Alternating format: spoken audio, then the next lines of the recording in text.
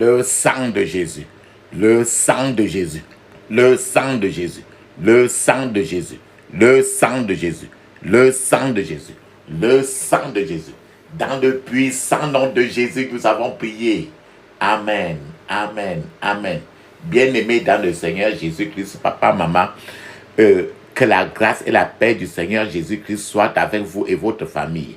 Je suis apôtre Focam chrétien du ministère de John et Traiteur ministère, c'est-à-dire du ministère de Jean chapitre 8, verset 32. Je suis votre partenaire de prière de tout le temps. Je suis votre partenaire de prière de tous les jours. Encore que la grâce et la paix de notre Seigneur Jésus-Christ soient avec vous et toute votre famille. Amen. Avant que nous ne commencions notre thème de prière aujourd'hui, je vais vraiment vous inviter, vous conseiller, vous inviter de mettre une cuillère à café d'huile d'onction dans votre bouche. Vous la laissez dans votre bouche au moins 2 minutes. Rincez votre bouche avec tout cela et bien après, vous allez avaler cela. À la fin, vous avalez, mais rincez vraiment votre bouche avec cela suffisamment. Mettez un peu d'huile d'onction dans la paume de vos 2 mains que vous frottez. Frottez suffisamment la paume de vos mains. Frottez cela, frottez votre front. Frottez votre front, touchez vos cheveux avec l'huile d'onction et votre nombril. La même chose que vous avez faite pour vous, faites la même chose pour vos enfants. Vos bien-aimés, quelqu'un qui est malade, quelqu'un qui est dans le coma, quelqu'un qui est à l'hôpital, toutes les maladies qui sont dans le corps et que les gens ne savent pas comment faire. Faites la même chose et quand vous faites cela, vous parlez le plus souvent en langue et vous appelez le sang de Jésus 7 fois, vous parlez en langue 7 minutes, vous appelez le sang de Jésus 7 fois, vous parlez en langue 7 minutes, vous appelez le sang de Jésus 7 fois, vous parlez en langue 7 minutes. Toujours dans ce rythme. Si vous voyez, si quelqu'un tombe raide mort devant vous, ou bien quelqu'un est dans le coma, faites la même chose sur lui et ne paniquez pas parce que c'est son créateur qui a le dernier mot. Quand vous faites ainsi dans votre foi, le Seigneur peut encore, le Seigneur qui n'a pas encore dit son dernier mot, peut réveiller la personne et il se lève, il continue son travail de la vie. Alléluia. Amen. Même quand quelqu'un est malade à l'hôpital, faites la même chose. Faites la même chose, donnez-lui l'huile d'onction. Quelqu'un qui veut accoucher, donnez-lui l'huile d'onction. Il ne doit pas durer trop pour les peines de l'accouchement. Amen. Et aussi, nos soeurs, frères et sœurs, lavez-vous toujours avec l'eau bénie. Et nos soeurs, je vous conseille toujours de laver votre vagin toujours avec l'eau bénie. Ne mettez jamais l'eau qui n'est pas bénie dans votre vagin. Jamais. Parce que ça va vous amener toujours les maris de nuit, les hommes de nuit et tous les problèmes de la santé. Tous les problèmes compliqués vont passer par là. Alors, vous n'avez peut-être pas l'eau bénie, huile d'onction. Si vous avez votre eau maintenant, votre huile, n'importe lequel que vous avez, votre eau que vous avez, mettez ça en votre main. Pendant que vous priez, le Seigneur Jésus pendant qu'on appelle le feu du Saint-Esprit, quand tu vas entendre feu, tu lèves ça en haut comme ça, il va bénir cela. Alléluia. Amen. La Bible nous dit très bien dans 1 Thessaloniciens chapitre 5 verset 17, il est écrit priez sans cesse. Priez sans cesse. En d'autres termes, priez constamment. Priez sans cesse. Ne vous lâchez pas. La vie, c'est la prière. Sans la prière, tu ne peux rien faire dans cette vie. Priez sans cesse. Il n'y a pas aucun ministère qui est élevé plus que la prière, qui est même proche de la prière. Donc, priez sans cesse, priez constamment. C'est 1 Thessaloniciens 5, 17. Parce qu'il faut prier sans cesse. Notre thème de prière aujourd'hui, c'est ce que j'ai intitulé les problèmes qui ne viennent pas de l'ennemi. Les problèmes qui ne viennent pas de notre ennemi. Toi-même, papa, maman, frères et sœurs, tu connais les problèmes que d'autres fois tu dis que c'est l'ennemi qui a fait. Et tu sais très bien que c'est toi-même qui a fait. Donc, aujourd'hui, les problèmes qui le plus sont, on blâme l'ennemi, on blâme Satan, on met sur son dos. Mais en réalité, c'est toi et moi. Il y a trop de nos problèmes, c'est toi et moi qui sommes à l'origine de ces problèmes-là. Mais quand ça se passe maintenant, on prend ça, on verse sur le dos du diable. Papa, maman, une étude attentive de la parole de Dieu vous fera comprendre qu'il y a 5 causes de souffrance et 5 causes de souffrance dans la vie d'un chrétien. Si tu vois n'importe quel chrétien qui souffre de quelque chose, il y a 5 causes.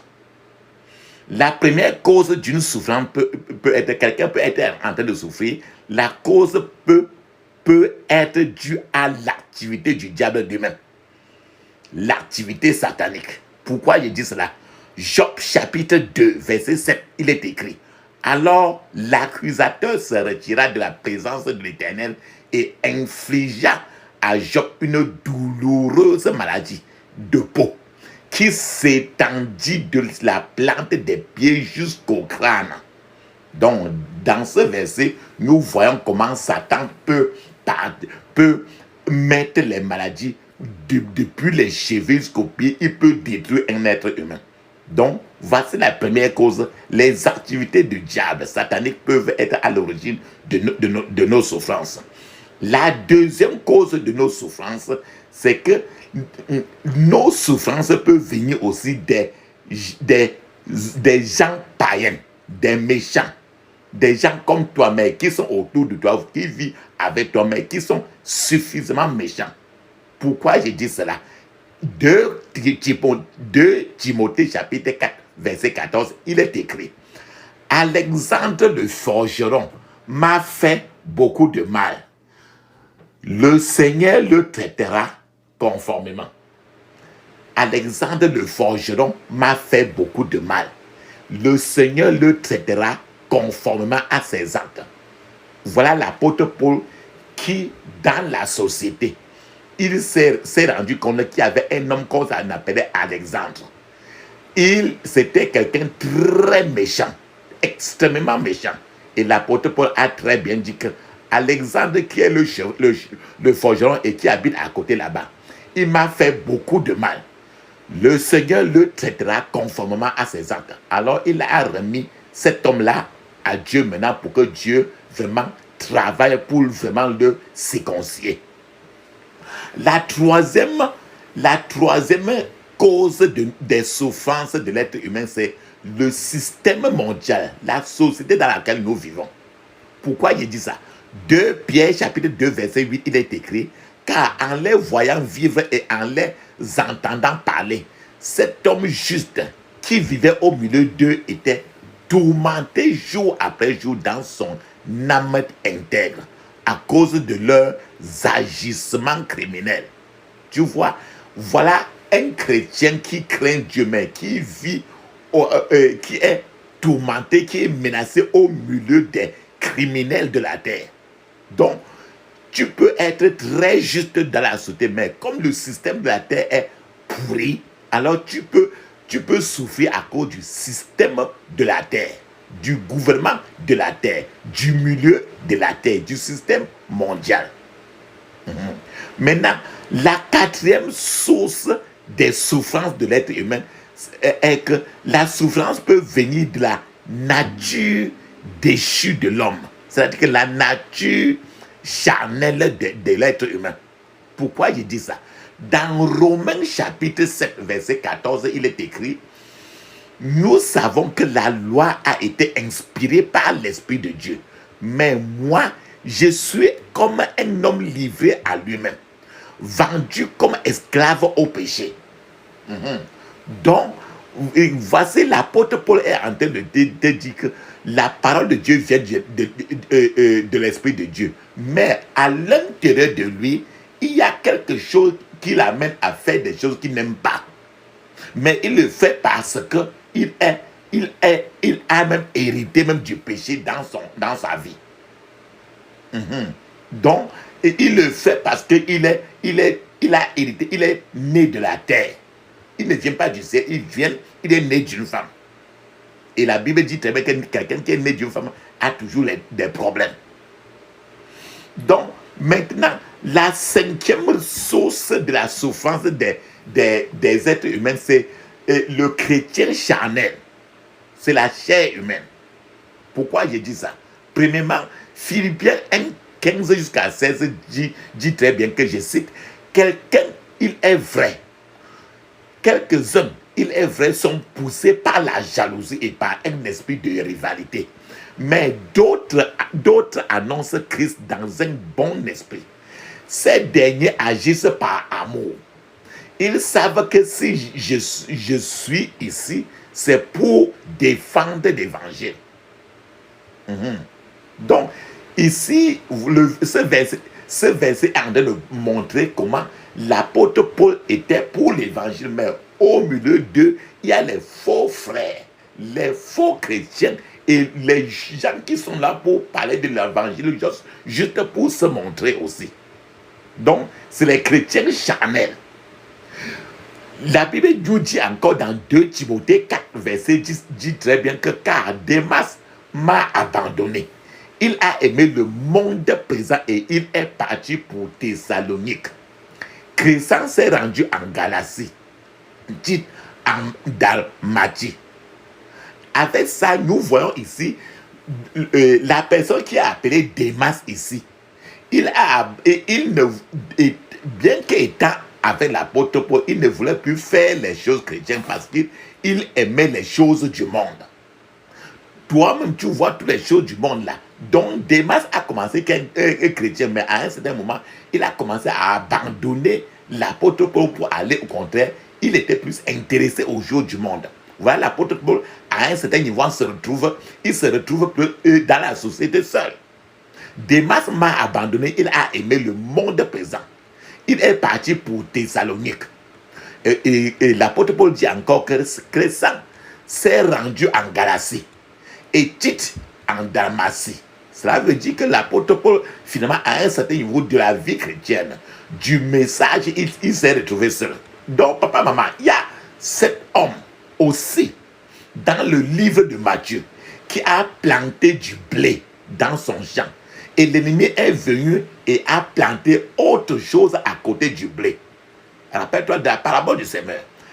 Quand ils disent que nous avons planté, quand ils ont dit que nous avons planté du blé et que nous avons vu autre chose, d'où cela vient-il? Le maître a dit que c'est l'ennemi qui a fait cela. Vous pouvez donc facilement identifier celui-là. Donc, le système charnel, c'est que nous sommes dans une société où autour de toi, il y a aussi l'ivraie. C'est que les mauvaises plantes que l'ennemi a plantées pour brouiller le système de Dieu. Dans le livre de Jonas, tu vas te rendre compte que quand tu vas dans le chapitre de Jonas, Dieu lui-même, le Seigneur lui-même a créé, était la source des problèmes de Jonas. C'est pas que c'est une autre personne qui était, la source des problèmes de Jonas, c'est le Seigneur lui-même. Beaucoup de gens blâment toujours le diable pour ce qui leur arrive. Pourtant, ce n'est pas toujours le diable. C'est pour ça que le titre de notre prière aujourd'hui, c'est pour les problèmes qui ne viennent pas du diable. Le cas de Jonas, par exemple, ça ne venait pas du diable. C'est Dieu lui-même qui était à la racine des problèmes de Jonas. La plupart des choses qui arrivent sur plusieurs gens, les gens disent que ça vient du diable. La question est, pourquoi as-tu alors tourné le dos au diable? Si ça vient du diable, Dieu nous a donné des éléments pour nous défendre et que c'est dans la Bible. Dieu ne s'attend pas à ce que nous tournions le dos au diable et à aucun moment. Parce qu'il nous a donné tous les éléments défensifs. Dieu ne s'attend pas à ce que vous tourniez le dos à l'ennemi et que vous fuyez. C'est vous qui devez poursuivre l'ennemi pour qu'il fuit. Alors même si le diable venait contre vous, pourquoi lui avez-vous tourné le dos? Alors, affrontez le diable face à face pour l'agenouiller. Je vais vous donner un témoignage. C'était longtemps. Il y avait une caricature qui est sortie dans un journal. Alors, sur la caricature, on a fait une grande photo d'une église. Et on a apporté la photo, les gens ont aussi mis la photo du diable et le diable était aussi dans la caricature, le diable dans la caricature là était à l'extérieur de l'église. Et dans la caricature, le diable était à l'extérieur de l'église et le diable était en train de pleurer. Puis quelqu'un est venu voir le diable. Dans cette caricature-là, quelqu'un est venu voir le diable et lui a demandé pourquoi il pleurait. Le diable a dit que je pleure pourquoi? Parce que la raison pour laquelle je pleure est que tout ce qui va mal dans l'église-ci, les gens rejettent la cause sur moi. Papa, maman, il y avait une cérémonie de baptême alors chrétienne dans l'église. Alors, comme le diable, comme les choses se passent à l'église, et on blâmait toujours le diable alors qu'il n'était même pas là. Le diable, alors, il s'est avéré que c'était un jour comme ça, il y avait une cérémonie de baptême chrétienne à l'église. Et le diable a envoyé une mouche dans cette église pour provoquer le choléra dans l'église là. Et voilà ce qui s'est passé. Quand il a envoyé la mouche maintenant, il y a un frère qui est venu à ce baptême-là à l'église. Et tout le monde était dans le baptême-là, qui était à l'église, tout le monde qui était venu aux cérémonies, chacun était censé avoir mangé chacun était censé manger une seule assiette de riz sauté. Le riz sauté. Mais le frère là qui est venu dans cette église, le frère est parti, il a choisi 3 assiettes de riz pour lui seul. Et il a caché 2 assiettes de ça en bas de sa chaise. Alors il a mangé d'abord l'assiette que lui il était autorisé à manger. Lui il a caché les 2 autres sur la chaise. Puis ce frère là encore, puis le diable est allé dans l'assiette numéro 3 que le frère a gardé en bas de sa chaise. Le diable est parti directement par la mouche qu'il a envoyée dans l'église. Le diable est parti mettre quelque chose comme un poison dans le 3e plat. Rappelle-toi très bien que personne n'était censé avoir 3 plats. Chacun était censé avoir un seul plat. Bon, maintenant, si ce frère-là avait mangé juste l'assiette de riz qui lui était autorisé et qu'il quittait l'endroit, il n'aurait pas eu de problème. Mais ce frère-là qui est venu à manger le premier plat de riz sauté, il a mangé le 2e plat de riz sauté et il a mangé jusqu'au 3e plat de riz sauté, dans lequel le diable par la mouche avait déjà mis quelque chose dedans. Maintenant, ce qu'il avait demandé, ce que le diable avait mis à l'intérieur dans le 3e plat, il avait mis le choléra dedans. Maintenant, le frère qui a mangé le 3e plat a commencé à développer le choléra en lui. Papa, maman, avec cela maintenant là, quand il a commencé à développer le choléra, la faute de qui est la source du problème? Vous ne pouvez pas en blâmer le diable. Le problème dans nos vies, dans l'ensemble, n'est pas seulement démoniaque, dans de nombreux cas. Et peu importe comment nous nous présentons comme innocents devant le public, la vérité est claire. La plupart de nos problèmes, nous sommes à l'origine de nos problèmes. La vérité brutale est que la plupart du temps, nous ne sommes pas innocents. Ce frère-ci qui est venu là, il a mangé 3 plats alors qu'il devait normalement manger un seul plat. Alors, le 3 plats lui qualifiait déjà pour le choléra. Il devait maintenant peut-être aller dans une église. On dit que le diable a mis le choléra. Et le diable a dit que non, c'est lui-même qui est venu chercher les problèmes. Donc, ces problèmes ne viennent pas de moi. C'est lui-même qui a cherché les problèmes. Papa, maman, je suis en train de vous dire que quoi? Beaucoup de problèmes des gens disparaîtraient si les gens supprimaient simplement l'égoïsme de leur vie. Ce gars était suffisamment égoïste. Si les gens supprimaient simplement l'égoïsme de leur vie et l'idée de s'engager à faire quelque chose sans même réfléchir, suffisamment, mûrir suffisamment. Plusieurs gens s'engagent et déclenchent un système et finissent à faire quelque chose qu'ils n'ont pas réfléchi. L'égoïsme d'un homme ou d'une femme peut mettre toute sa famille en difficulté. Beaucoup de problèmes peuvent disparaître si vous pouvez simplement supprimer l'égoïsme de votre vie. Si nous supprimons l'égoïsme dans nos vies, ce frère-ci est parti sur un lieu où chacun devait manger un seul plat. Il a mangé son plat, mangé le plat de 2 autres personnes qui certainement devaient rentrer de là-bas sans rien manger. C'est l'égoïsme.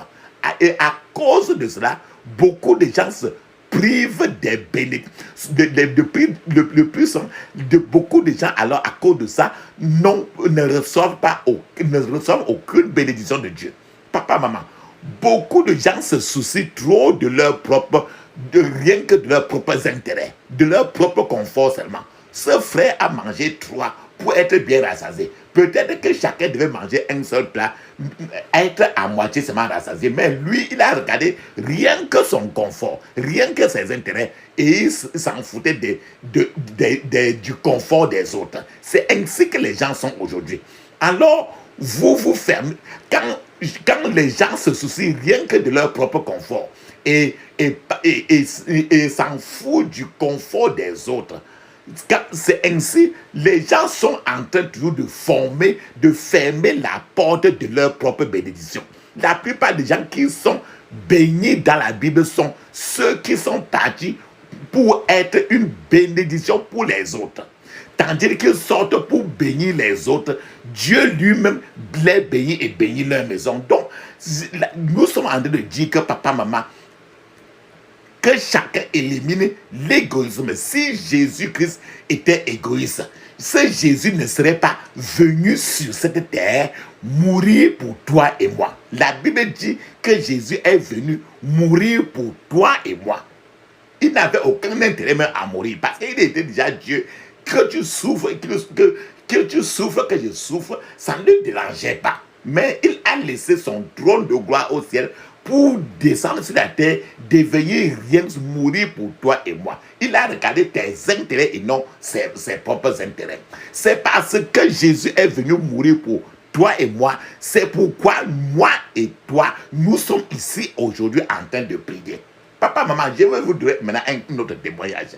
Il y avait c'est le témoignage d'un frère. Ce frère a entendu dire qu'un homme avait fait un accident. Le frère, il a seulement entendu dire que quelqu'un a fait un accident et il a couru. Il a couru, il a amené la personne d'urgence à l'hôpital. Maintenant, quand il est arrivé à l'hôpital, les infirmiers qui étaient en service étaient censés normalement fermer à 8 heures le soir pour partir, mais normalement à 8 heures moins de quart. Le plus souvent, les infirmières commencent à faire leur bagage parce que chacun veut se préparer déjà pour rentrer chez soi. Donc, maintenant, cette femme était déjà en train de s'habiller quand le frère est venu avec la personne qui a fait un accident. L'infirmière, la dernière infirmière qui était là, était déjà en train de s'habiller. Elle était déjà en train de mettre ses rouges à lèvres pour partir. L'infirmière, une autre infirmière a dit que la personne qui est censée prendre la relève ce soir reprend à 8 heures et je rentre à la maison. Ce frère qui avait amené un patient accidenté a supplié la soeur qui voulait déjà rentrer à la maison. Il a supplié de soigner cet homme accidenté. Et cette infirmière a dit non. Elle a refusé. Elle dit non, je peux faire rentrer moi chez moi. Je dois rentrer moi à la maison. Et elle a laissé le type qui était dans l'accident dans des conditions très difficiles. Et cette infirmière-là est rentrée chez elle. Et étant rentrée chez elle, elle a découvert que son mari n'était pas à la maison au moment où elle a couru dans les parages. Elle a découvert qu'elle n'avait pas traité le parent de son mari. Et l'homme est mort par la suite. Papa, maman, maintenant, est-ce le diable? Ça, c'est comme l'homme qui avait fait l'accident comme ça, finalement était le père de son mari. Et qu'elle a laissé son beau-père mourir comme ça. Maintenant, elle va pleurer en disant que c'est le diable qui l'a tué. Elle aurait pu sauver son beau-père. Je suis en train de vouloir vous dire que quoi? De nombreux chrétiens aujourd'hui ne veulent peut-être pas faire face à se faire parce que beaucoup de croyants sont très égoïstes. Les gens sont trop dans l'égoïsme. Chacun ne cherche que ses propres intérêts. Et la majorité des prières que la plupart des gens font sont pour eux-mêmes. Ils s'intéressent très peu aux autres. Toutes les formes de colère dans lesquelles la plupart des gens s'engagent aujourd'hui sont motivées toujours par l'égoïsme. L'égoïsme, c'est la racine le plus souvent qui est au fond de la colère. La plupart des gens sont souvent en colère parce que quelqu'un a violé leurs droits. Donc, lorsque vous êtes amené envers quelqu'un, c'est parce que vous avez fait quelque chose qui a exacerbé votre orgueil. Donc, le plus souvent, les gens sont fâchés parce que quelqu'un a violé leurs droits. Or, Jésus lui-même, on violait les droits de Jésus tous les jours. Et le cœur de la rébellion, un cœur rebelle est toujours inspiré par l'égoïsme. Les gens qui sont dans la rébellion aujourd'hui sont toujours des égoïstes, bien que cela soit difficile d'accepter pour la plupart des gens. De nombreux problèmes que nous faisons face aujourd'hui proviennent de nos techniques égoïstes. De nombreux problèmes. Regarde beaucoup. Si tu es juste avec toi, tu vas regarder que la plupart de tes problèmes aujourd'hui proviennent toujours de nos techniques égoïstes. Et beaucoup de gens sont spécialisés dans ce que nous appelons le système de blâme. Le système de blâme. C'est-à-dire que quoi? Beaucoup de gens ne peuvent jamais accepter qu'ils ont tort.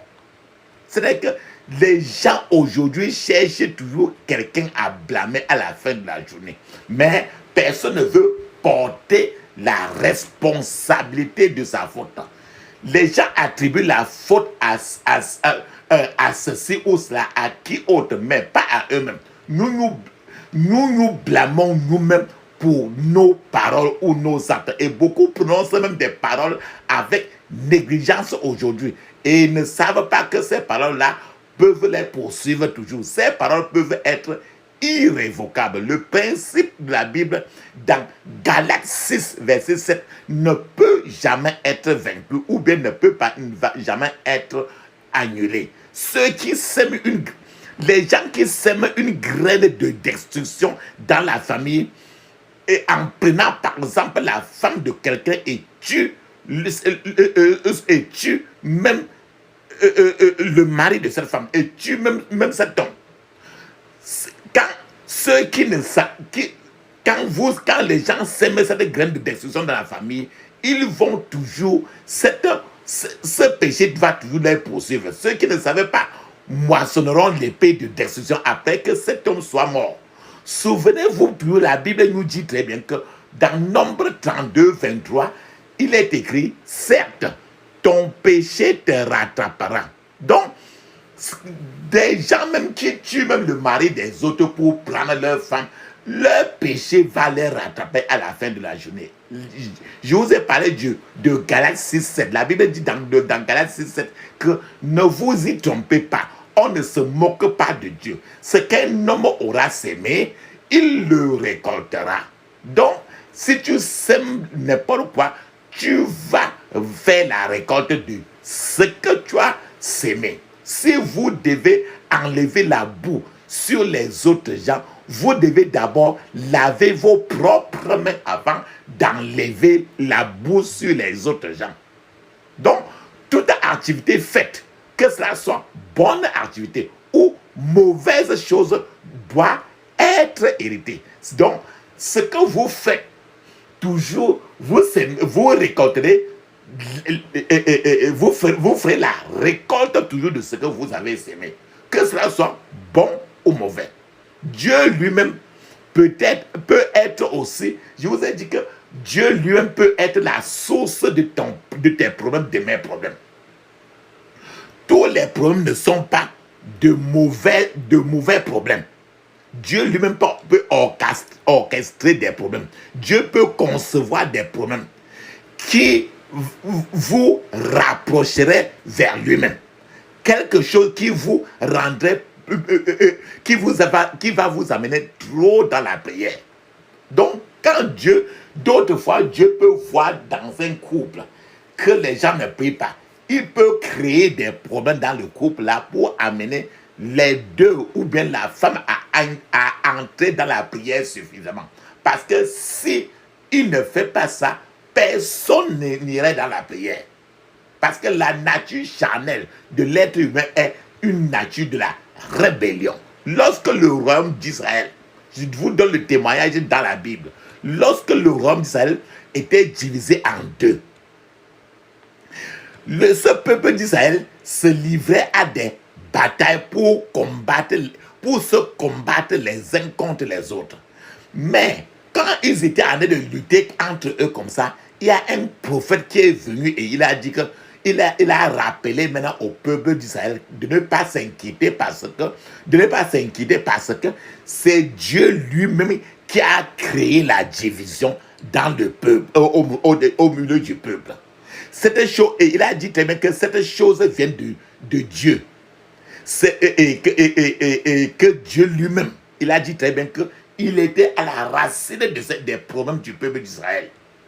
Alors, papa, maman, si Dieu veut que vous tiriez une leçon de votre problème, tant que vous n'aurez pas assimilé, appris et assimilé la leçon face à ces problèmes, cette leçon-là va rester. Il n'y aura pas de solution. Donc, quand c'est Dieu même qui déclenche un problème dans la vie de quelqu'un, dans le foyer de quelqu'un, il maintient le problème jusqu'à ce que les deux ou bien l'un d'eux maintenant arrive à ce que Dieu voudrait que la personne assimile comme leçon. Je vous donne encore un témoignage dans la Bible. C'est jusqu'à ce que Naaman, N-A-A-M-A-N, jusqu'à ce que Naaman apprenne qu'une personne orgueilleuse ne peut pas s'approcher de Dieu. Naaman ne pouvait pas s'approcher de Dieu. Donc Dieu avait mis, c'est Dieu qui était en train de menacer Naaman à ce niveau-là. Je suis encore en train de vous dire que maintenant, un autre problème qui arrive à nous et que ce n'est pas l'ennemi qui orchestre cela, c'est la chair. La chair est une autre source de nos problèmes. Notre chair. La chair est la vieille nature charnelle de l'être humain. Et toutes ces choses que nous appelons démons, toutes ces choses que nous appelons mauvais esprits, ce sont des vautours qui mangent notre chair à l'intérieur, qui est la nature charnelle de l'être humain. Si quelqu'un a un problème et que le problème vient d'un mauvais esprit, vous pouvez le résoudre en expulsant ou bien en chassant le mauvais esprit pour qu'il sorte de la vie de la personne. Mais si le problème de quelqu'un vient de la chair, c'est que si c'est un problème charnel, il n'y a qu'une seule solution. Il n'y a qu'une seule solution. C'est-à-dire que la personne doit crucifier la chair. Par exemple, quelqu'un qui est trop adonné à la prostitution. Il faut crucifier la chair. Quelqu'un qui aime trop les choses du monde. Il faut crucifier la chair. À ce niveau, maintenant, je me rappelle d'un témoignage que je vais partager avec vous. C'est l'histoire de ce frère qui est entré dans un bus. Et quelqu'un lui a donné une gifle dans le bus. Et quand quelqu'un l'a giflé dans le bus, les gens dans le bus ont commencé, ce frère-là n'a rien dit, mais les gens dans le bus ont commencé à dire que mais tu es un imbécile. Comment quelqu'un te gifle, tu ne réponds pas? Gifle-le en retour. Ce frère a dit aux gens, voilà ce qu'il a répondu. Ce frère a répondu en disant que je ne peux pas le gifler en retour parce que mes mains que vous voyez ont été clouées à la croix de Golgotha. Alors, quand ce frère-là a répondu comme ça, les gens dans le bus ont dit que non, voilà, voici tes mains. Il n'y a pas de clous sur tes mains. Gifle-le en retour. Le frère a répondu en disant non, mes mains ont été crucifiées, je ne peux pas le gifler. Papa, maman, écoute comment les mains de quelqu'un ont été crucifiées sur la chair. Combien d'entre nous peuvent faire cela? Certains d'entre vous répondront immédiatement à la gifle, sans se retourner, même sans clignoter l'œil. La personne n'a pas crucifié. Quand la personne répond directement, ça veut dire que il n'a pas crucifié sa chair. La plupart de ces ouvriers et dirigeants d'église avec lesquels vous avez affaire le plus souvent, lorsque vous venez à l'église, la plupart de ces visages que vous jouez avec sont toujours des gens qui ont une vie trop charnelle. Satan envoie toujours des démons dans une situation déjà mauvaise.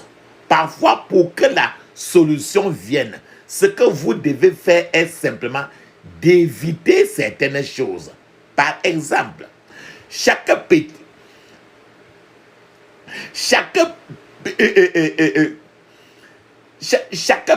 colère que vous lancez peut activer un problème. Donc, d'autres fois, tu peux éviter tout simplement quand les occasions d'être trop fâché vous arrivent. Vous pouvez chercher au contraire à dévier cette situation pour que ça n'active pas les problèmes. Chaque exercice, chaque fois que vous êtes dans l'inquiétude, dans des soucis, dans lesquels vous engagez, quand vous mettez déjà un peu, vous commencez à glisser dans les inquiétudes. Ce glissement petit à petit dans l'inquiétude peut activer votre problème. Parfois même, en mémorisant les écritures bibliques qui parlent de certains problèmes que vous rencontrez dans la vie, et vous continuez à confesser ce problème en utilisant la parole de Dieu, en mémorisant cela, ce problème-là finit par disparaître. Et avec ça, quand vous faites ça, vous continuez à faire des prières normales. De nombreux problèmes que chacun rencontre finira par disparaître. En d'autres termes, j'ai commencé par dire au début que prier sans cesse. Donc, peu importe les problèmes que vous faites, la prière, c'est une façon de te connecter au ciel. Et quand tu as même raté ta route, le ciel peut te rediriger pour que tu vas dans la route que lui, il veut. Mais la chair s'éloigne toujours de la confession des Écritures. Beaucoup de gens qui viennent à l'église, tout ce dont ils ont besoin, c'est de confesser régulièrement les Écritures bibliques. Et il faut pendant qu'ils confessent les Écritures bibliques, il faut qu'ils bombardent régulièrement les prières. Nos prières sont telles que vous pouvez répéter simplement. Vous n'avez plus rien à faire. Donc, en lisant les Écritures et en bombardant régulièrement les prières, alors, quand c'est ainsi, le pouvoir de la chair va s'éloigner toujours et vous finirez toujours par faire victoire. Vous finirez par avoir une victoire. Au moment où les gens viennent à l'église même, ils seraient capables d'affronter. Quand tu fais trop de prières, à la fin, tu es à mesure d'affronter l'esprit de soucis, les inquiétudes, le découragement, les convoitises, l'impatience. Les gens qui ne peuvent pas se repentir, en priant beaucoup, la personne finit par se repentir. Et les gens qui ne peuvent pas résister à la tentation, en priant ces prières beaucoup, tu finis par avoir la victoire totale. Alors, et en priant, en confessant et en priant nos prières régulièrement, de façon répétée, vos problèmes seront résolus à la fin de la journée. Parfois, certains gens ont des problèmes. Chasser un démon n'est souvent pas la solution là-bas. Parce que tous les problèmes ne sont pas démoniaques. Par exemple, si l'ennemi a enlevé une partie du corps de quelqu'un, vous n'avez pas besoin de prière de délivrance. Si vous avez besoin à ce moment, quand l'ennemi a enlevé une partie du corps de quelqu'un, vous avez seulement besoin d'un miracle créatif.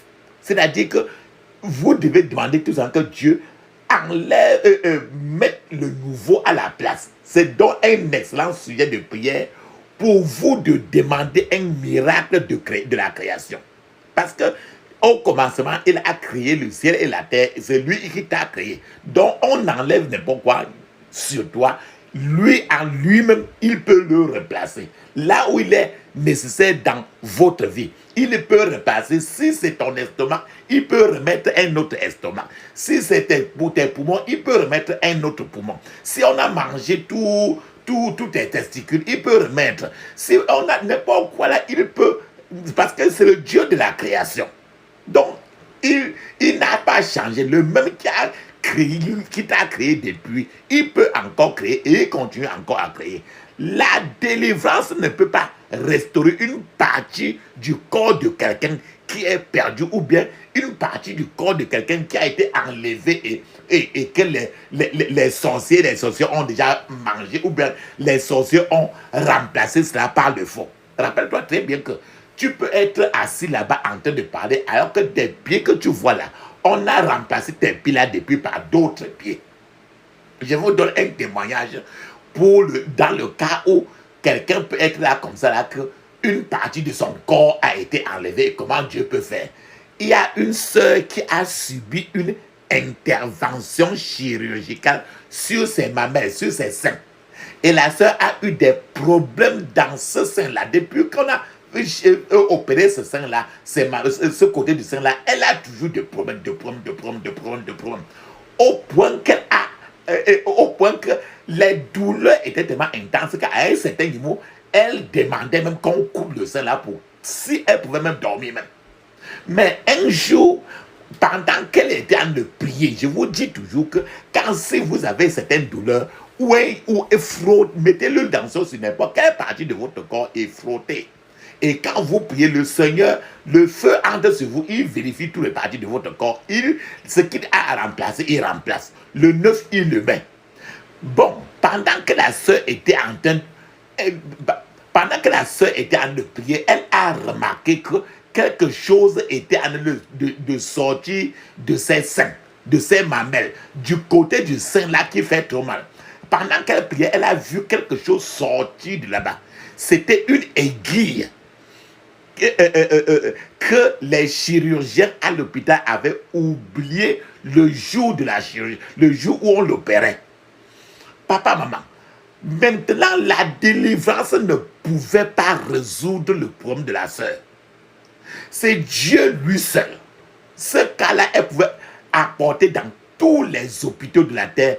Il n'y aura jamais de solution. Ce n'est que son créateur qui peut remplacer cela. Alors Dieu doit intervenir et faire sortir l'aiguille. Pour toutes les erreurs de chirurgie, c'est Dieu seul qui intervient. Par un miracle de création, un miracle créatif est nécessaire dans ces cas-là. Donc, c'est le Dieu de la création. Il peut remettre. Tes yeux physiques ne le verront pas quand il sera en train de changer. Il peut remettre d'autres nouveaux constituants du sein, des mamelles, dans ce sein-là. Et enlever les guilles pour jeter. Parce qu'il sait quoi est où. Dans ton corps, dans mon corps. En tant que créateur, il n'y a aucun médecin qui puisse exister sur la terre, qui peut guérir l'être humain. Parce que lui-même, il a un corps, il ne sait pas là où résoudre ses propres problèmes. Alléluia. La plupart des chrétiens doivent toujours vérifier ce qu'ils mangent et pouvoir découvrir les choses recommandées par la Bible que chacun doit manger. Et ce que la Bible recommande que toi et moi nous devons manger ne sont pas le plus souvent des choses très très très chères. Mais le problème est le suivant. Ce que la plupart des gens aujourd'hui veulent manger n'est pas ce dont ils ont besoin. Ce que les gens aujourd'hui veulent n'est toujours pas ce qu'eux ils ont besoin. J'explique cela très bien. Dans Luc chapitre 10, verset 27, il est écrit. Il lui répondit, Tu aimeras le Seigneur ton Dieu de tout ton cœur, de toute ton âme, de toute ton énergie et de toute ta pensée, et ton prochain comme toi-même. Suivant ce verset de Luc 10, verset. Il n'y a pas d'autre commandement plus grand que cela. Ce verset nous montre qu'il y a 3 groupes de personnes que vous devez aimer. Toi et moi. Vous devez aimer d'abord Dieu, votre prochain. Et vous devez aimer vous-même. Vous-même. Les gens ne s'aiment pas. Ne s'aiment pas eux-mêmes, leur propre corps. Vous devez aimer Dieu. Vous devez aimer votre prochain. Et vous-même. Beaucoup de gens doivent s'intéresser davantage sur eux-mêmes. Dieu nous a créé corps, âme et esprit. Et Dieu s'intéresse à chaque aspect de notre vie. Il s'intéresse à ton corps, à ton âme, à ton esprit. Vous êtes comme moi le temple du Dieu vivant. Bien qu'il y ait des gens qui sont aujourd'hui devenus des temples de Satan, si vous essayez maintenant de souiller le temple de Dieu, qui est votre corps que vous avez là, la Bible dit que Dieu détruira la personne. Donc, si vous détruisez le temple de Dieu, qui est votre corps, ou si vous utilisez votre corps mal, conformément à la loi, aux règles du ciel, vous aurez un problème avec Dieu à cause du fait que vous êtes destructeur de ses biens. Et vous croirez que ce sont des sorciers ou sorcières qui sont en train de vous attaquer. Dieu lui-même se met à vous affronter. Parce que ce corps que vous portez ne vous appartient pas. Vous n'avez même aucun droit. Je n'ai aucun droit sur le corps que je porte. Dieu s'intéresse à ce que vous faites. Dieu s'intéresse totalement à ce que vous faites avec ce corps que vous portez. Que ce soit physiquement ou spirituellement. Et beaucoup de chrétiens aujourd'hui peuvent manger le poisson tous les jours. Vous pouvez trop manger. Vous pouvez manger du sucre. Manger trop les choses huileuses. Aimer trop manger le beurre et manger trop le beurre. Lorsque vous mangez trop, par exemple, cela peut toucher vos organes digestifs. Rappelle-toi très bien, ce corps-là qui est étouffé par la nourriture, c'est un bien de Dieu. Et il dit que quand tu détruis ce corps-là ainsi, il va te détruire toi-même. Notre corps, votre corps ne peut pas traiter la nourriture rapidement comme ne peut pas traiter la nourriture rapidement maintenant. Votre corps, mon corps, est le temple de Dieu et l'appartient. Quand les enfants, je vais vous dire le témoignage dans la Bible, quand les enfants d'Israël étaient dans le désert, Dieu leur a dit de ne pas manger certaines choses dans ce désert-là. Dieu a dit ça parce qu'il n'y avait pas de médecin, de docteur dans le désert pour s'occuper de ces enfants d'Israël. Et beaucoup de gens se spécialisent aujourd'hui dans la consommation des choses que Dieu a dit non. À ce niveau-là, regarde un peu Lévitique chapitre 11 pour voir tout ce que Dieu a dit que toi et moi, nous ne devons pas manger. L'exemple du rat, l'exemple de la souris, l'exemple du porc, l'exemple du porc, l'exemple du chat, l'exemple de la souris, l'exemple de la tortue, sous toutes ses formes. Certains gens sont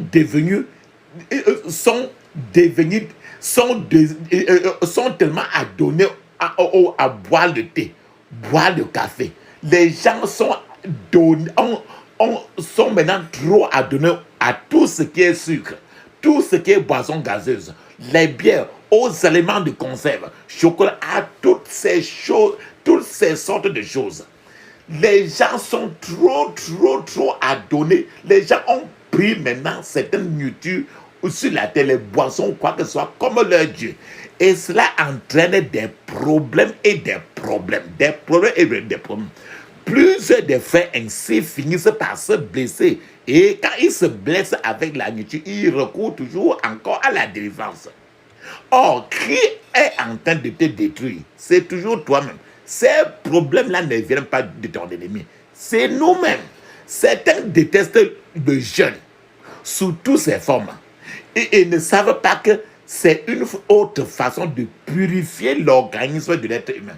C'est pourquoi Dieu appelle parfois les gens des fous. Dieu aujourd'hui appelle d'autres fois les gens que des fous. C'est pourquoi Dieu à cause de ce qu'ils voulaient savoir, ils ne savent pas. Beaucoup de gens ajoutent des problèmes intenses sur eux-mêmes. Alors que vous, pendant que vous êtes là maintenant, papa, maman, savez-vous que vous pouvez être votre propre ennemi? Vous pouvez être activement contre vous-même. Mais une chose est sûre, tout échec dans la santé de quelqu'un n'est pas toujours la faute de Dieu. C'est la faute de la personne elle-même. Comme je le disais, il y a quelque temps, beaucoup de gens se sont tournés vers des mascarades. Ce sont eux qui se poursuivent eux-mêmes. Les gens sont en train de se poursuivre eux-mêmes pour se détruire. Ils se poursuivent eux-mêmes, ils se détruisent.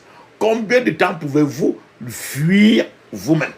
Vous devez vous lever et dire la vérité sur vous-même. C'est-à-dire que vous êtes la genèse de tous vos problèmes vous-même. La première étape pour que vous sortiez vous-même est la maturité spirituelle. Pendant combien de temps répéteriez-vous l'erreur de Adam? Rappelle-toi très bien. Quand Dieu a créé Adam et Ève, les deux ont péché. Quand Dieu est venu, il a demandé qu'à Adam, qu'est-ce que tu as fait? Adam n'a pas pris sa faute. Il a renvoyé d'abord la faute sur Dieu et sur Ève. Adam a dit que non, c'est la femme que tu as mis. Donc il a d'abord accusé Dieu, accusé maintenant Ève. Donc, papa, maman, combien de temps vous devez encore toujours être en train de répéter les erreurs de Adam?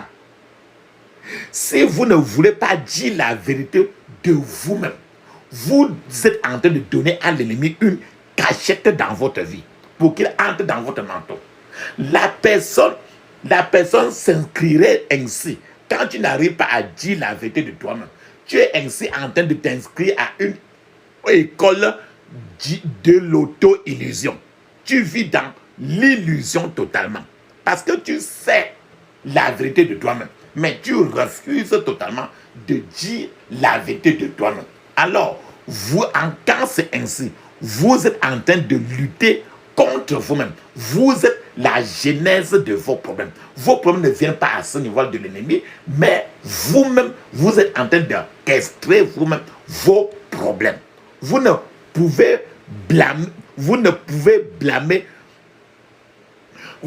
pas blâmer qui que ce soit pour vos erreurs, mais vous rejetez votre faute sur les autres. Plusieurs dans la société sont ainsi.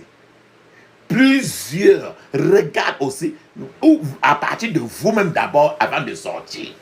Regarde si vous êtes toujours prêt à accepter vos propres fautes. Plusieurs gens rejettent maintenant toujours les fautes sur les autres. Et personne le blâme toujours sur les autres. Vous ne pouvez pas réussir si vous travaillez de cette façon. S'il y a un échec ou une défaite dans votre vie, papa, maman, blâmez-vous d'abord. D'abord. Ne faites pas ce que Adam a fait dans le jardin d'Éden. Parce que Dieu n'échoue pas. Et la parole de Dieu n'échoue jamais. Et chaque fois que tu fais, et Dieu est tellement juste, il sait et il voit.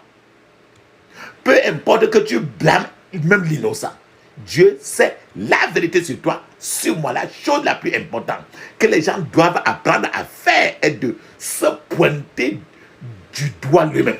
Une personne ne peut pas réussir dans la vie chrétienne si cette personne-là est si paresseuse. Si la personne est dans un sommeil spirituel et si elle ne peut pas prier ou lire la Bible, tu ne peux pas t'en sortir si tu ne peux pas avoir le temps de mettre ses prières et répéter seulement.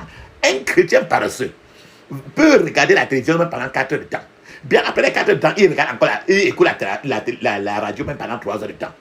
Après, il se recule maintenant pour répéter la prière rien qu'autour de 20 minutes.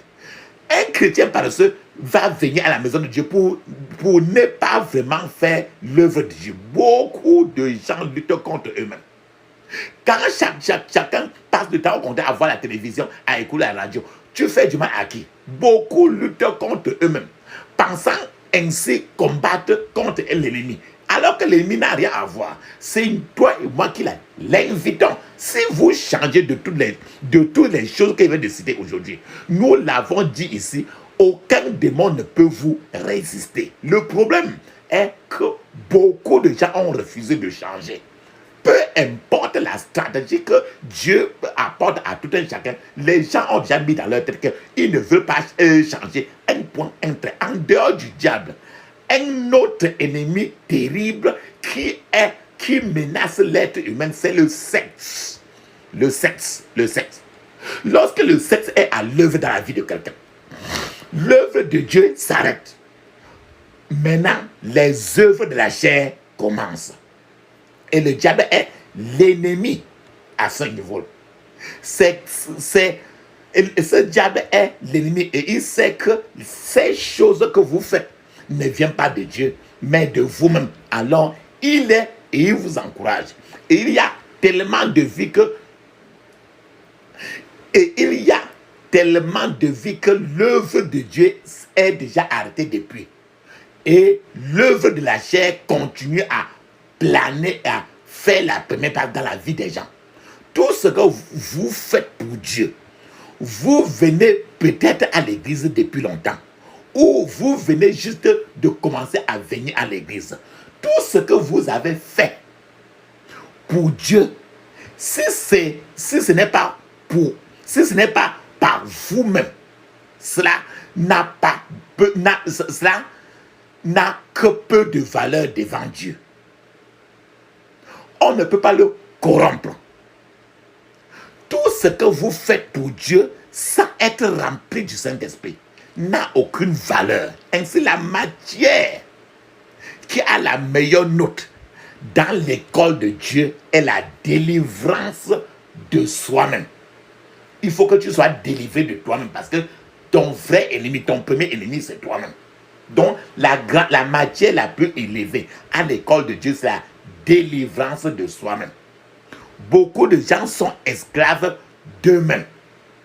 Dans une prison qu'eux-mêmes ils ont construite, ils sont mis à l'intérieur, ils ont fermé. Les gens se détruisent et gonflent leur propre vie. La matière aussi, la matière qui a la meilleure note maintenant à l'école du diable est l'orgueil personnel. L'orgueil personnel. Toute repentance que quelqu'un ajourne signifie que vous êtes en train de lutter contre Dieu.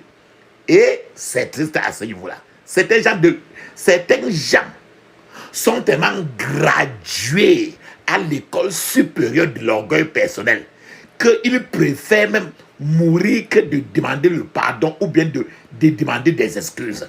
Il y a des gens qui préfèrent mourir que de demander le pardon ou que de demander des excuses. Parce que ce sont des gens qui sont gradués de l'école supérieure de l'orgueil personnel. Ces gens sont ainsi en train de lutter, de bagarrer activement contre eux-mêmes. Et ils sont à l'origine de leurs propres problèmes.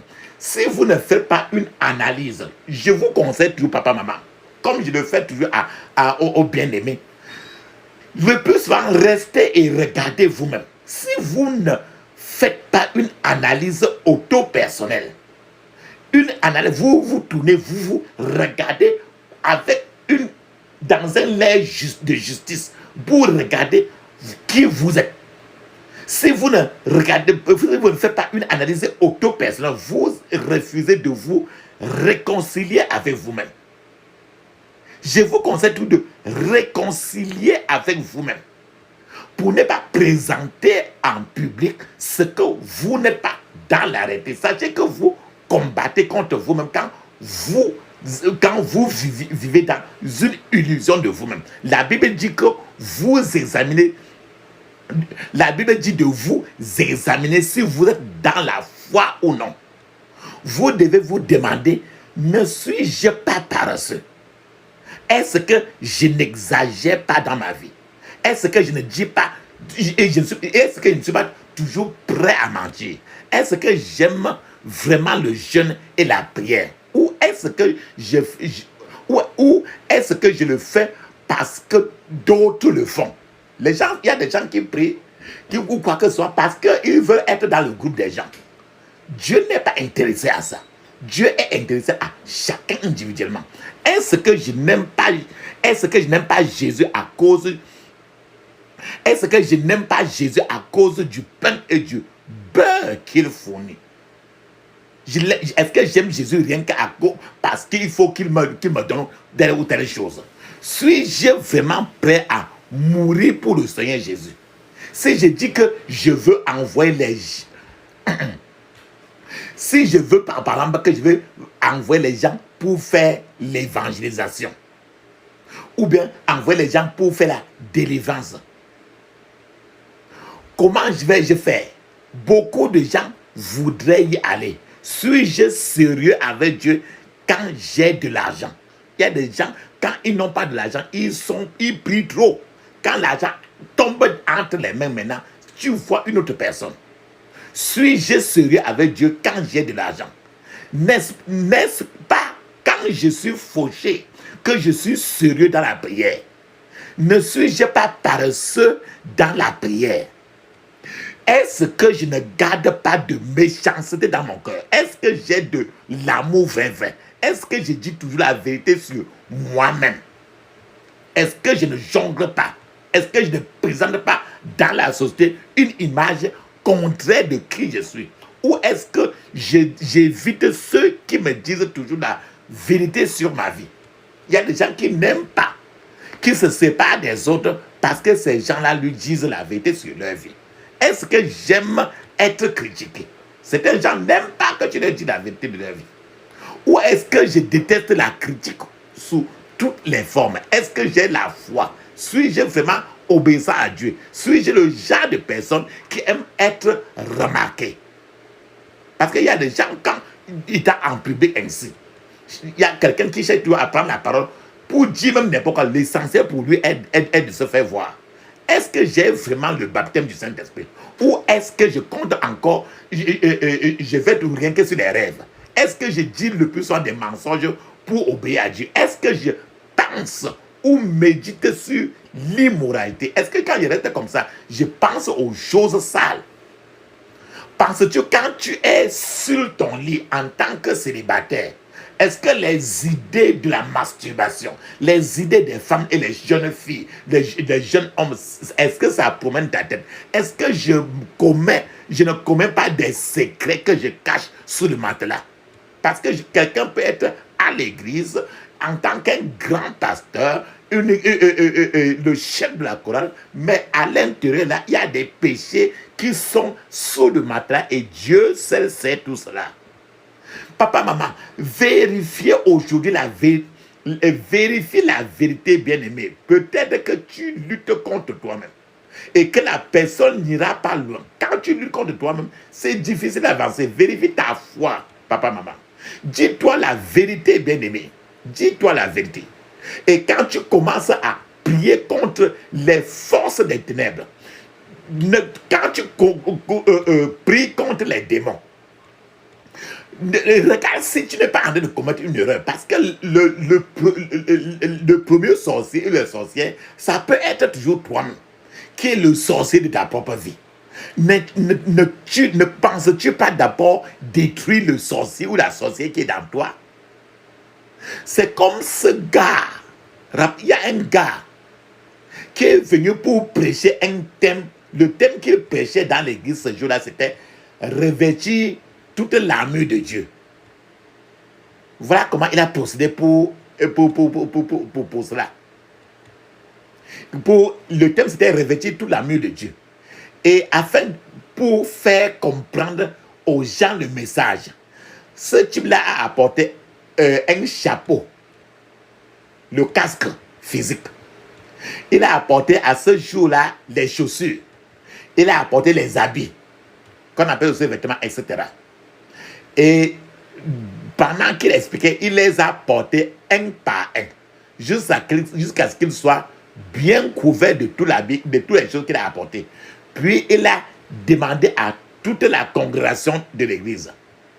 Il a dit, bon, avez-vous vu comme j'ai porté, est-ce que vous avez vu un endroit par lequel le diable peut entrer dans moi maintenant? Comme je me suis couvert totalement, est-ce que vous avez vu un endroit par lequel le diable peut entrer maintenant dans moi? Maintenant, voilà la question qui a été lancée à la foule. Puis un vieil homme de Dieu qui était assis devant la table en face de lui. Il a dit, jeune homme, le diable peut venir de l'intérieur. Vous portez l'armure de Dieu, mais le diable est déjà entré en vous avant que vous ne portez l'armure de Dieu. Vous utilisez juste l'armure pour le couvrir à l'intérieur. Et maintenant, l'intérieur de vous, qu'avez-vous fait de ce sujet? C'est notre plus gros problème, papa, maman. Chacun est prêt à lutter des problèmes à l'extérieur, mais l'intérieur de toi, qu'as-tu fait de ça? Papa, maman, la Bible nous dit très bien dans le psaume 105, verset 15. Il dit, ne touchez pas à ce que j'ai désigné par onction et ne faites pas de mal à mes prophètes. La Bible dit très bien qu'on ne doit pas te toucher. Que les sorciers ne doivent pas te malmener. Si la Bible dit de ne pas toucher à mon oint et que vous êtes touché, en faisant une telle analyse, l'ennemi utiliserait votre méchanceté et vos péchés non confessés dans votre vie pour vous maintenant attaquer. La Bible dit très bien que dans le psaume 105 que le diable ne doit pas vous toucher. Il ne doit pas vous attaquer. Mais vous avez en vous la méchanceté. Vous avez en vous les péchés non confessés qui est la nourriture du diable lui-même. Alors, ça l'attire. Il doit venir vous attaquer. Ainsi, ceux qui ne parviennent pas à faire une analyse auto-centrée, une analyse d'eux-mêmes, ils sont en train de lutter contre eux-mêmes. Et Dieu aime les gens qui sont sincères. Il n'aime pas les hypocrites. Que vous soyez un croyant et que vous viviez une vie chrétienne qui n'a pas de fruits, qui ne porte pas de fruits aux yeux de Dieu. Dieu n'a pas créé le feu de l'enfer pour les chrétiens. Mais une chose qui entraînera un chrétien dans le feu de l'enfer est la stérilité et une vie chrétienne inutile aux yeux de Dieu. La Bible me dit très bien dans Matthieu chapitre 15, 13, il est écrit, il leur répondit, toute plante que mon Père céleste n'a pas lui-même plantée sera arrachée. Voilà, ce verset nous dit très bien que n'importe quoi que Dieu n'a pas fait en toi, il va enlever. Comment Dieu peut-il investir beaucoup dans la vie des gens et la personne ne porte aucun fruit aux yeux de Dieu? Peut-être à tes yeux, tu es en train de travailler trop. Aux yeux de Dieu, il dit qu'il n'y a rien. C'est pour ça que la Bible dit que toute plante que mon Père Céleste n'a pas lui-même plantée sera arrachée. Où avez-vous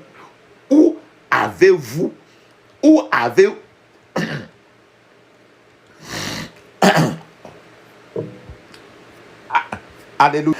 Avez-vous oublié cet arbre dans le jardin qui ne rapporte rien? Et le propriétaire du jardin est venu et a dit de couper cet arbre-là. Dieu tourne le dos à beaucoup de gens jusqu'à aujourd'hui. Dieu va dire à la fin de la journée que j'étais rempli du Saint-Esprit. J'étais amené à la maison de Dieu et tu ne rapportes aucun fruit. Dieu dira, coupe-le. Coupe-le. Coupe-le. Coupe-le, ça veut dire que détruis cette personne-là. Parce que c'est un arbre qui est inutile devant Dieu. La Bible nous dit encore dans Jérémie 7, verset 20, il dit, c'est pourquoi ainsi parle le Seigneur, l'Éternel. Voici une colère et ma fureur se répand sur ce lieu, sur les hommes et sur les bêtes, sur les arbres et des champs et sur les fruits de la terre. Elle brûlera et ne s'éteindra point. Dans ce verset, papa, maman, de nombreux chrétiens auront des problèmes dans leur famille. La Bible, dans Jérémie 7, verset 20, dit de Dieu que Dieu va déverser sa colère sur la famille. La famille qui n'a pas invoqué le nom du Seigneur. Il va déverser sa colère sur la famille qui ne prie pas. Voilà ce que ça veut dire. Dieu déteste trop la famille qui ne prie pas. Excessivement. Beaucoup de gens se réveillent le matin, ne prient pas. Ils se préparent simplement, vont manger, sortent et partent. Et quand ils reviennent le soir, ils ne prient pas. Pas de lecture de biblique. Ils mangent simplement, on regarde la télévision et on dort. Le Seigneur est en train de dire qu'il va déverser sa colère dans toutes les familles qui n'invoquent pas le nom de notre Seigneur Jésus-Christ. C'est-à-dire que quand quelqu'un ne prie pas, quand les familles qui ne prient pas, Dieu les déteste suffisamment. Que Dieu ait pitié de nous, papa, maman. Dans cette vie stérile. Alors, quel fruit produisez-vous pour Dieu? Toute votre intelligence, votre réussite académique, votre situation financière, votre personnalité influente, votre capacité à communiquer, votre capacité donnée par Dieu. Quelles mesures prenez-vous pour les utiliser afin de propager le royaume de Dieu? Le chrétien stérile est toujours en train de combattre contre lui-même. Je vous ai dit qu'à un certain moment, le Seigneur va déverser sa colère. À un certain moment, le Seigneur va dire, coupez-le. Vous ne pouvez pas faire chanter Dieu. Vous ne pouvez pas faire que Dieu marche à votre rythme. Ces gens dans la Bible qui ont refusé d'utiliser leur talent. Rappelle-toi de la parabole des talents. Ces gens dans la Bible qui ont refusé d'utiliser leur talent, Dieu a dit de jeter ces gens-là dans les ténèbres totales parce que ces gens-là ont refusé d'utiliser leur talent. En cachant vos talents, vous avez donné à votre ennemi l'occasion de vous détruire. Ceux qui s'engagent dans des conflits familiaux, si vous détestez par exemple votre femme, si vous détestez votre mari, vos enfants, vous combattez peut-être vos enfants, vous combattez, vous êtes en train de combattre ainsi vous-même. Si vous gardez quelque chose démoniaque dans votre maison, un matériel démoniaque dans votre maison, vous êtes en train de vous faire vous-même du mal. Vous ne serez qu'en train d'inviter les incantations démoniaques dans votre maison. Vous ne pouvez pas combattre le diable avec succès lorsque vous avez son matériel dans votre corps ou dans votre maison. Toute l'amulette, tous les gris-gris, le bandeau que l'ennemi utilisait, tout cela contre vous. Si vous êtes partiellement délivré et que vous attaquez l'ennemi, attendez d'abord à être totalement délivré. Et quand vous serez totalement délivré, Dieu va vous dire que vous êtes totalement délivré. C'est Dieu seul qui délivre. Mais si vous êtes délivré partiellement et que vous attaquez l'ennemi, vous êtes en train de perdre votre temps parce que vous êtes en train de déclencher un combat que vous allez perdre totalement.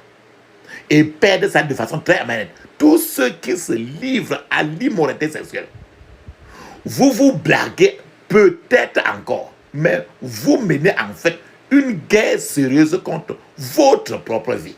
L'immoralité sexuelle, vous êtes en train de vous détruire. Tous les enfants qui désobéissent à leurs parents, ces enfants sont en train de combattre ainsi leur propre vie. Ceux qui s'adonnent au plaisir du monde se détruisent eux-mêmes. Ils renforcent l'ennemi.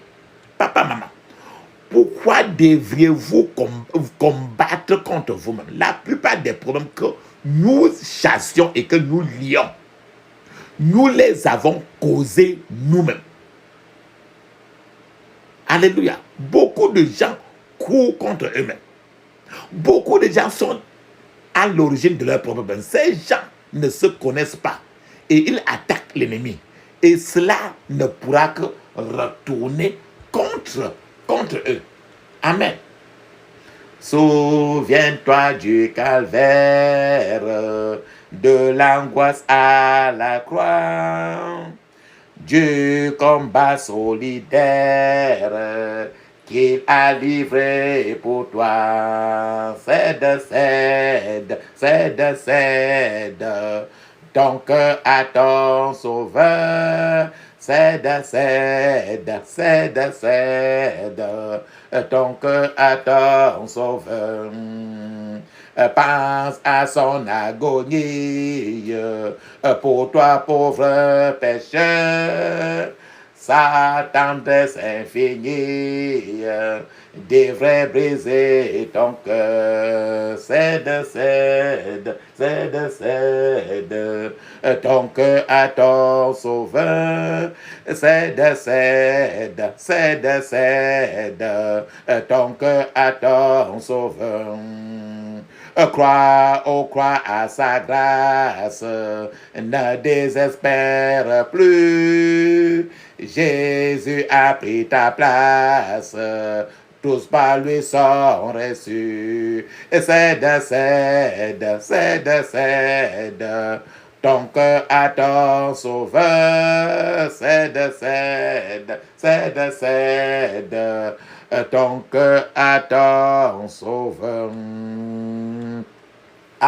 Enlève ma misère, enlève mon péché, toute douleur amère, tous par lui sont reçus. Cède, cède, cède, cède ton cœur à ton sauveur. Cède, cède, cède, cède ton cœur à ton sauveur. Alléluia, amen. Papa, maman, ce chant est venu de chant de victoire et son nom c'est Souviens-toi du calvaire. Vous pouvez retrouver ça, c'est partout. Ferme tes yeux, crie ainsi. Je couvre mon esprit, mon âme et mon corps et toutes mes possessions du sang de Jésus. Je couvre mon esprit, mon âme et mon corps et toutes mes possessions du sang de Jésus. Dans le puissant nom de Jésus, j'ai prié. Amen. Maintenant, tu vas demander. Je vous ai dit que chacun doit se connaître. Il vaut mieux que chacun se connaisse. Ferme tes yeux, crie ainsi. Seigneur, révèle-moi qui je suis au nom de Jésus. Seigneur, révèle-moi qui je suis au nom de Jésus. Seigneur, révèle-moi qui je suis. Dans le puissant nom de Jésus, j'ai prié. Amen. Je vous ai dit que il faut la repentance. Tu dois te repentir. Ferme tes yeux, crie ainsi. Seigneur, je me repens de tout ce que j'ai fait contre mon prochain et contre même mon ennemi. Au nom de Jésus. Seigneur, je me repens de tout ce que j'ai fait contre mon prochain et contre mes ennemis. Au nom de Jésus. Seigneur, je me repens de tout ce que j'ai fait contre mes ennemis, contre mon prochain. Dans le puissant nom de Jésus, j'ai prié. Amen. Papa, maman, mets une pause parce qu'il te faut parler en langue 7 minutes. Rassurez-vous que vous êtes pas en train de parler en langue les 7 minutes. C'est obligatoire parce que c'est écrit dans Marc 16, 17. C'est encore écrit dans Actes des Apôtres, chapitre 2, de 1 à 5. Et dans plusieurs pages du Nouveau Testament. Pendant que vous parlez en langue, je serai en train de vous attendre. Je vais parler en langue quelques minutes seulement. Mais vous devez parler en langue, vous devez mettre la pause pour parler en langue avec les yeux fermés. Pendant 7 minutes, pas 6 minutes, pas 8 minutes, 7 minutes.